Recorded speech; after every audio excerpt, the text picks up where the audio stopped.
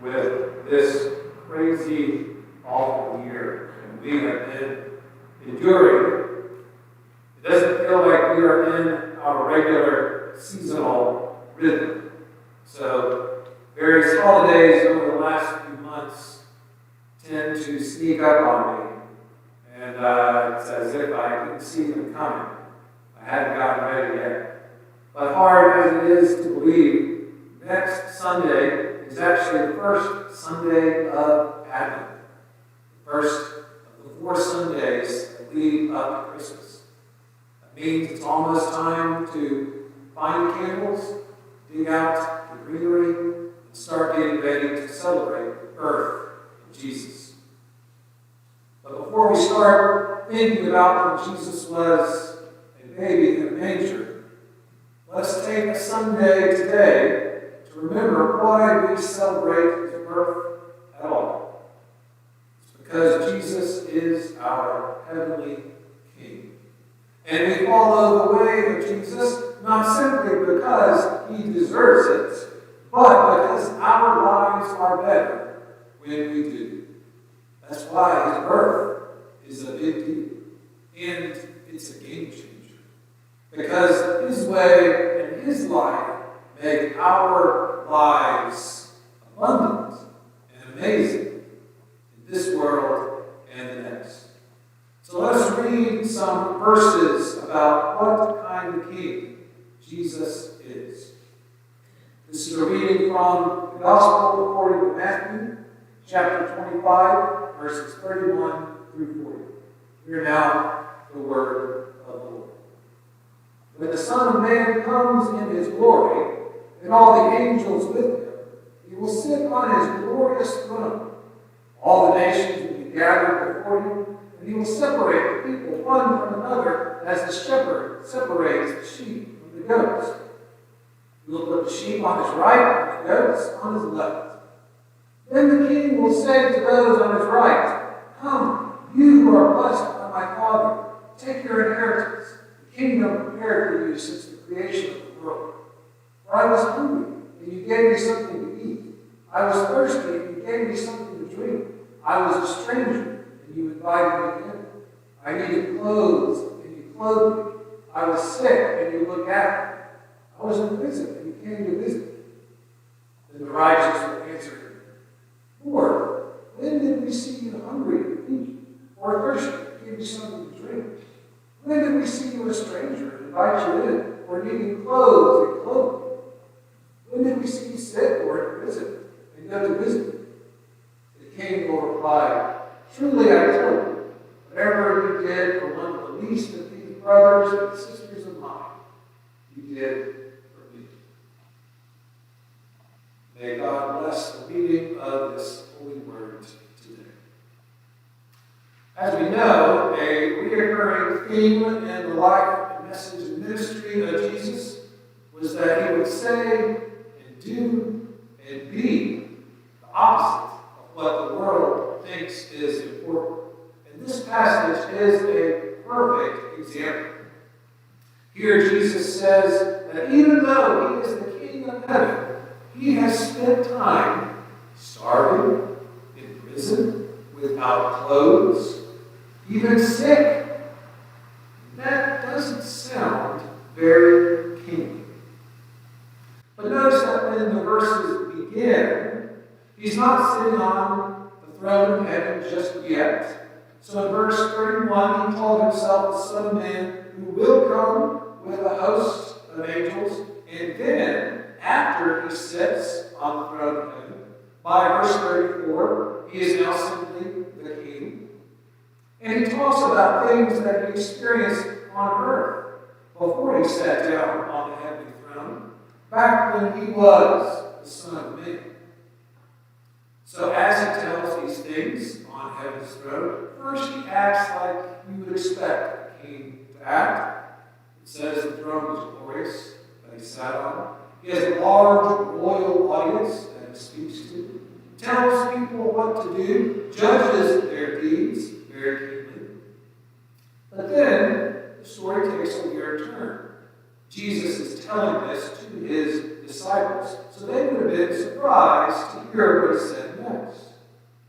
He says that the reason some people will be blessed by the king is because they helped him when he needed food, when he needed clothes, when he didn't know anybody, when he was in prison. In the New International Version that I read from, the NIV, Jesus says, whatever you did for one of the least of these brothers and sisters of mine, you did for me. In the Contemporary English Version, the CEV translation, he says, whenever you did it for any of my people, no matter how unimportant they seemed, you did it for me. And in the Message translation, it says, whenever you did one of these things to someone overlooked or ignored, that was me. You did it for me. So however you translate the original Greek from this speech, Jesus is talking about people that most folks don't care about. And he says, that was me. It reminds me actually of an old Dolly Parton song called Would You Know Him If You Saw Him? It reminds us that Jesus is all around us in many different ways, but would we recognize him? The song goes like this. Would you know him if you saw him? He might come to you in rags. He might be a hungry beggar, begging for a piece of bread. He might be a little orphan. He might be a crippled man. Would you know him if you saw him? Would you offer him your hand? And the chorus sings, God is all around us. He's never far away. And he appears unto us in many different ways. Would you know him if you saw him? That's the kind of situation Jesus has been in.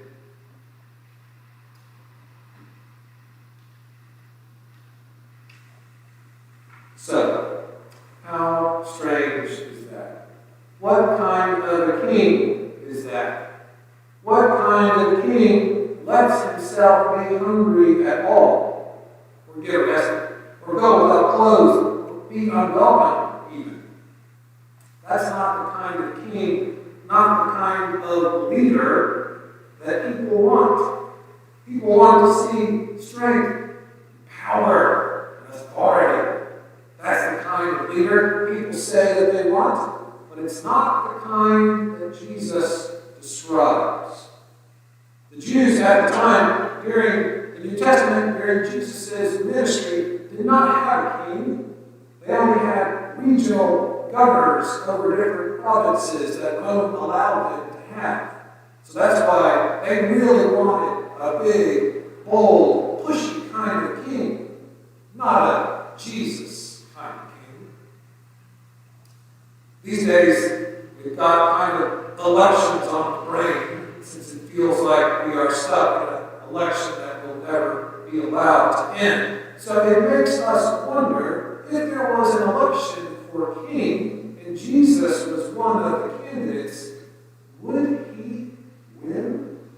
Either then in the New Testament or now today, if somebody started an election campaign for Jesus as king, we know he wouldn't do it himself. He was too humble for that. But if they did, how might Jesus fail?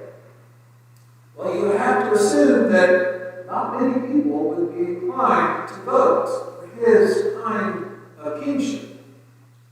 First, he would probably have a tough primary battle from within the faithful group of other God followers. That's basically what the Pharisees did at the time. They worshiped and followed God to the letter of the law, and they thought Jesus was taking people in the wrong direction. So they would have campaigned and said, if you want to worship God the right way, then you need to follow us, the Pharisees. Not that crazy Jesus guy. He doesn't know what's right for you. He tells folks to give all of their hard-earned money to lazy poor people. Is that the kind of king you want? He just lets anybody into the family of God, no matter what their background is or how immoral they are. We're talking prostitutes, tax collectors, sons who squander their inheritance. He even supports Samaritans. You would want him as king. If you really want to support God's party, then vote Pharisee. This is what they would have said. So a tough primary challenge indeed. But let's say Jesus won the primary. How would he do in a general election for king? Well, that's when he would really face some political bullying and mudslinging, because he would go up against the Herods.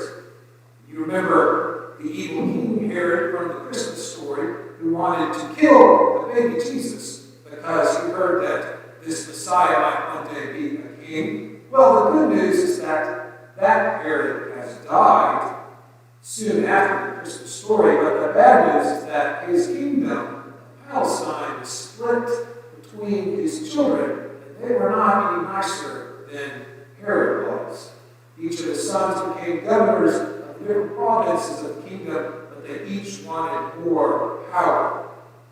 They probably would have filled people's first century mailboxes with campaign flyers like, Jesus says he loves you, but he wants you to give unto Caesar more of your tax money. You don't want him. You want a strong king with proven leadership. You want a Herod. Paid for by the committee to re-elect a Herod. So would people vote for Jesus to be their king, either back then or now? I'm not so sure. He's not the kind of king people want. He's the kind that is hungry, is sick, in prison, a foreigner. Christ is the kind of king who rides a donkey instead of a chariot. He's born outside in a stable instead of fancy palace. He's the kind of king who lets himself be whipped, insulted, even executed. He's the kind of king who dies. So every time, that's why we take communion here, the Lord's Supper, we remember that his body was broken, his blood was spilled, because he let it happen. So here's the question for us to wrestle with today. Do we really want Jesus to be our king? If so, it will require a lot. It will require giving food to the hungry, giving protection to the traveler. It will require caring about the sick and reaching out to those in prison. It will require a lot, because it will require our whole lives. It's understandable if someone would prefer to take the easy way out instead. Just say that Jesus is your king, but then don't bother going to any trouble to help strange people you don't even know. A lot of folks do that these days. It would be a lot less effort. You wouldn't have to care about anybody who's not in your family or anybody who's different from you. You wouldn't have to give anything or make any sacrifices. It sounds pretty tempting. So, I'll ask again, do you really want Jesus to be your king? He can make your life abundant starting now. But you can't just say it. You have to do it. If you want to be blessed by God like the people in the story, if you want the King of Heaven to say, well done, my good and faithful servant, then you have to do the things that Jesus tells righteous people to do. Feed the hungry, shelter the stranger, care about the sick, care about the prisoners, offering drinks and clothes to whoever needs them. That's a tough list. Following Jesus requires a lot from you, your whole life. But it also gives a lot. A brand